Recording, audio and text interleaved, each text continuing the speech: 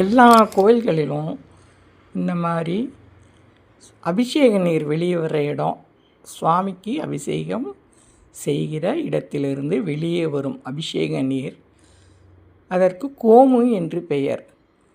கோமு என்றால் புனித இடம், புனித தீர்த்தம்னு பேர். இது நிறைய பேர்த்துக்கு தெரியாதுங்க. தெரியணுங்கிறது சிலருக்கு இதை பற்றி தெரிஞ்சு என்ன பண்ண போகிறோம், அப்படி கிடையாது.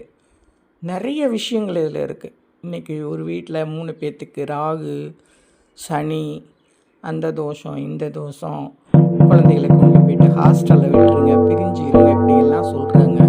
அதே மாதிரி செய்கிறாங்க.